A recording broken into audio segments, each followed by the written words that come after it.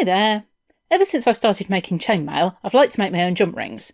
It means I can get the exact ring size and aspect ratio I want in the wire I want to use. The biggest problem with this is that chainmail can take up hundreds of jump rings, so hand cutting can take quite a bit of time. But today I've got a solution arriving.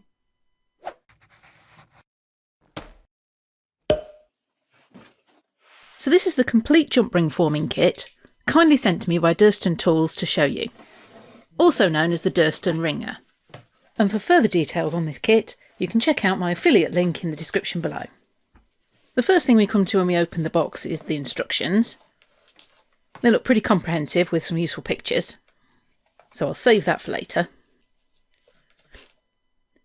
And then we need to lift this bit out. I'm going to go a bit carefully in case anything falls out. But no, actually, it's just a clever piece of folded cardboard, so that's eliminated the need for plastic packaging. And then, apart from the blade and a couple of Allen keys, everything's already sitting in the holder ready to go. So I think if we just lift this up,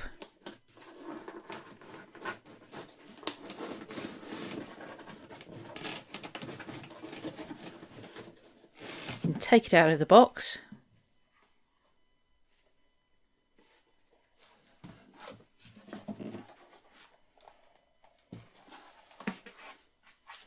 And then lift the base out of this cardboard.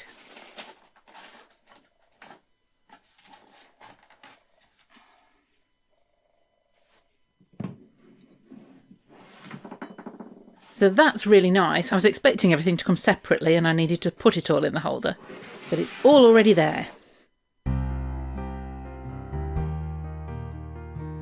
So in this set, we've got the winder assembly, which is bolted to the base at the moment. We've got 20 mandrels, ranging in size from 2.5mm to 12mm. The flex shaft holder,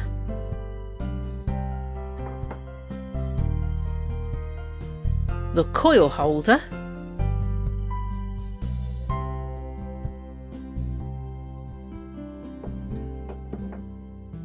the blade holder, 3 Allen keys with their own place in the base, the lubricant, and of course the blade. And it's all sitting in a sturdy, heavy base. So let's give it a first try. The first thing I've done is taken the winder assembly off the base by taking these 4 bolts out. It was a little bit fiddly. And you can mount this directly on your workbench, or on a piece of wood and then clamp it to your bench. But I'm just going to turn it 90 degrees and put it back on the base.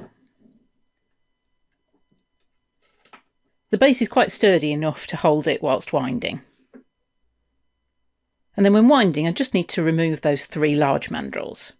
So I'm going to make some 6mm jump rings, and I'll take the 6mm mandrel, which is labelled on the base, but also etched on the side. And you'll notice there's a small hole in one end.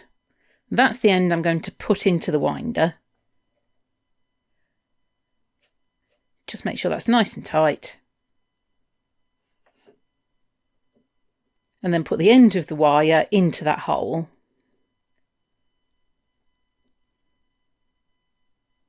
And just gently rotate the handle and create the coil. Now I'm going fairly slowly because I want to get each coil sitting nicely next to each other. And I'm just winding the wire straight off the reel. And this is 1mm diameter or 18 gauge wire that I'm using. Just keep a little bit of tension on the wire as we go. And the winding action is really nice and smooth.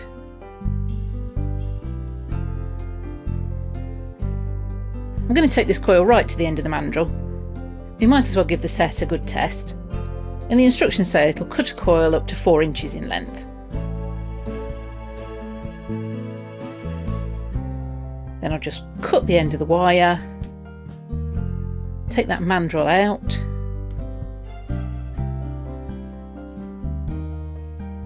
find where we've got the wire going through that hole, and then carefully snip the wire there. And that was easier than I thought it might be. Then we can slip the coil off the mandrel, and that's ready for the next stage of cutting. So we now need to set up the handpiece for cutting. First of all, I'll take the blade holder, just undo it using the smallest Allen key.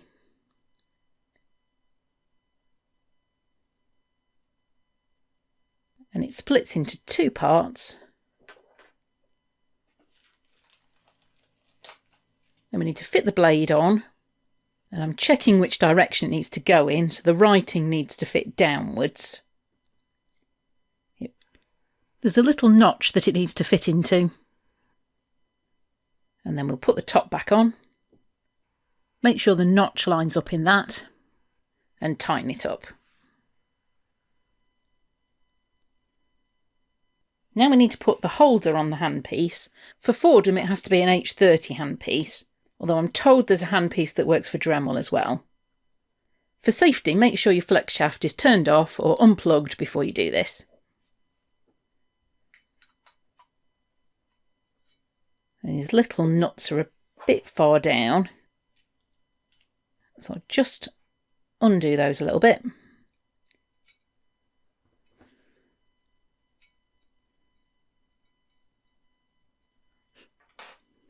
Then we'll slide on the holder.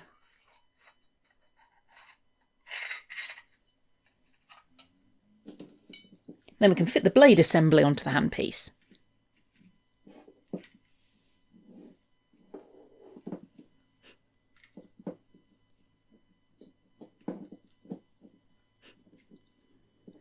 Now we just need to slide that back into the holder, and we need to work out where exactly it needs to fit. There is a guideline on the side of the holder, but the best way to make sure it's in the right position is to use the lid of the coil holder. So we'll just turn that over, fit it into the slot on the flex shaft holder, and make sure the blade's sitting in the slot on that coil holder lid. Then we can tighten those nuts back up.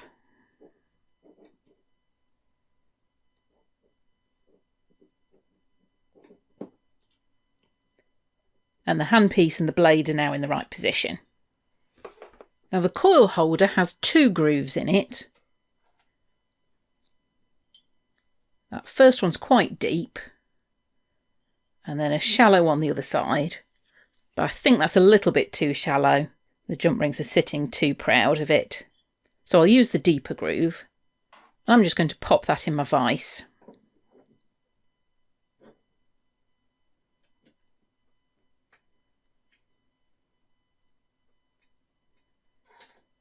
And then the coil needs to sit up against that stop, which by the way should be positioned closest to you. Then we can use a little bit of the lubricant that came with the set and just put that along the top of the coil.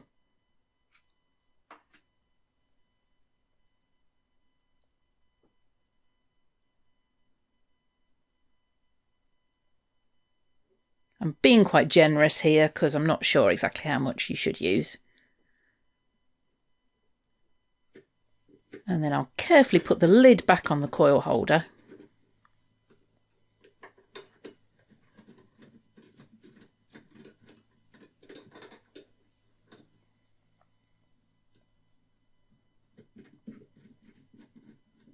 And tighten those screws. They only need to be hand tightened just to hold everything in place. Then we just need to place the handpiece with the blade in that slot at the top of the coil holder. Make sure it's in firmly and sitting straight. And we want about medium speed on the motor. And then I'll pull the handpiece slowly towards me.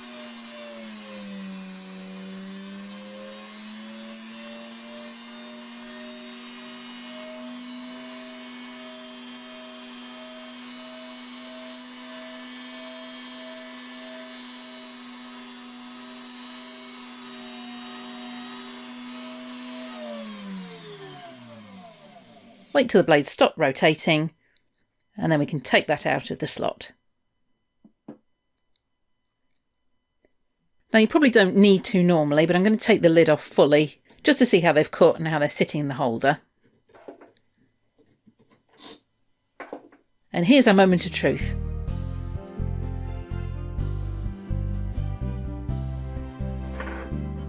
Now if I just tip them out. So we've got a full length there of jump rings, all perfectly cut. If I just dig out the two ends, plus that small piece we put through the hole in the winder, that's all the scrap that we've got. So that really works and is really fast. And I've just counted up, I've got 96 jump rings out of that pile.